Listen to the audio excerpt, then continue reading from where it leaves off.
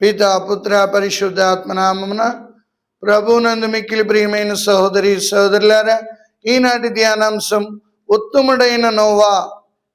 Noah ఏ రీతిగా ఉత్తముడయ్యాడో మనం ధ్యానించినట్లయితే ఆదికాండం 7వ అధ్యాయం 1వ వచనంలో, నోవా ఈ తరము వారిలో నీ ఒక్కడవే ఉత్తముడవని దేవుని చేత పొగిడించబడి ఉన్నాడు. ప్రియులారా, దేవుడే ఆయన మెచ్చుకున్నాడంటే ఎంతటి ధన్యుడో నోవా చూడండి. ఏ రీతిగా ఉత్తముడుగా మారాలి, లేకపోతే ఏ రీతిగా ఉత్తములుగా ఉండాలి అంటే, మొదటగా దేవుని ప్రేమించడం ఉత్తమం, రెండవదిగా దేవుని ఆజ్ఞలు పాటించడం ఉత్తమం, మూడవదిగా దేవుని వాక్యానుసారంగా జీవించడం ఉత్తమం, నాలుగవదిగా దేవుని వాక్య వినడం ఉత్తమం, ఐదవదిగా దేవుని బిడ్డలుగా జీవించడం ఉత్తమము. కావున ప్రియులారా, ఇదే మనం గుర్తించుకోవాలి. నోవా తన చుట్టూ ఉన్న పాపపు లోకములో దేవునికి వ్యతిరేకంగా నడిచే మనుషులు, దేవుని విశ్వసించిన మనుషులు, పాపములో పాతుకుపోయిన మనుషులు, దేవుని వాక్యాన్ని లెక్క చేయని మనుషులు, దేవుని హేళన చేసే మనుషుల మధ్యలో నోవా నిలబడి ఉన్నాడు. అంటే చూడండి ఎంతటి సాహసం చేస్తున్నాడు. ప్రస్తుత లోకం కూడా ఇదే రీతిగా తయారైంది. దేవుణ్ణి పెద్దగా లెక్క చేయకుండా ఎవరి ఇష్టానుసారంగా ఎవరికి వారే యమునా తీరన్నట్లు జీవించే మనుషుల మధ్యలో ఉన్నాం.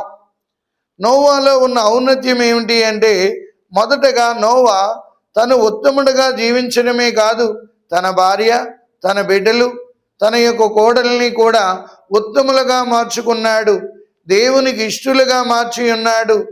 ఈరోజు నేను దేవాలయానికి వెళ్తే భార్య గుడికి రాదు, భార్య దేవాలయానికి వెళ్తే భర్త గుడికి రాడు, భర్త దేవాలయానికి వెళ్తే పిల్లలు గుడికి రారు. ఈ రీతిగా మనం తయారవుతూ దేవుని యొక్క ఆశీర్వాదాలని కోల్పోతున్నాం ప్రియులారా. ఎందుకంటే నోవాలాగా మనం కూడా తన కుటుంబాన్ని ముందు కట్టుకోవాలి.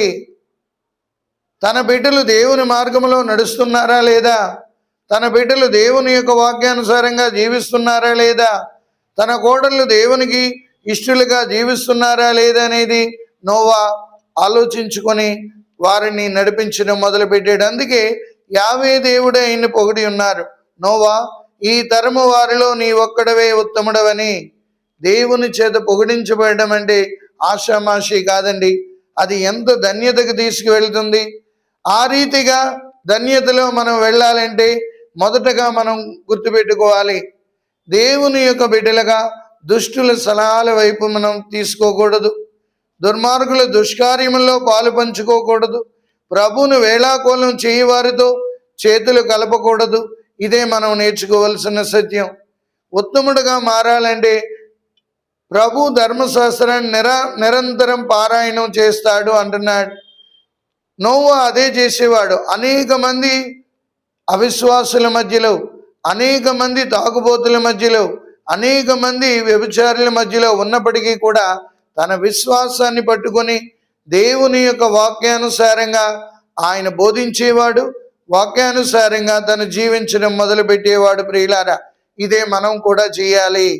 మన జీవితాలు ధన్యం కావాలంటే నిరంతరం దేవుని యొక్క వాక్యాన్ని వింటూ ఉండాలి.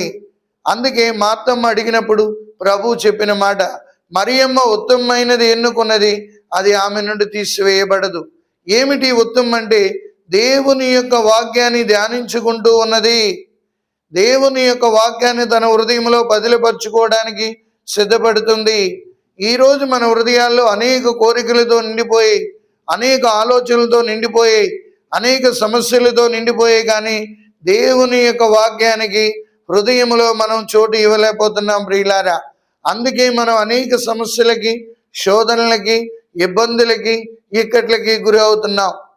అందుకే ఈరోజు నోవా నుండి నేర్చుకోవాల్సిన మొదటి మాట ఏంటంటే, దేవుని ప్రేమించడం ఉత్తమం.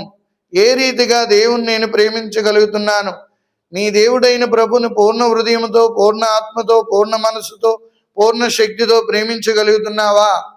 లోకంలో ఉన్న వస్తువులను ప్రేమిస్తున్నాం, లోకంలో ఉన్న బిల్డింగ్లను ప్రేమిస్తున్నాం, లోకంలో ఉన్న మనుషులను ప్రేమిస్తున్నాం.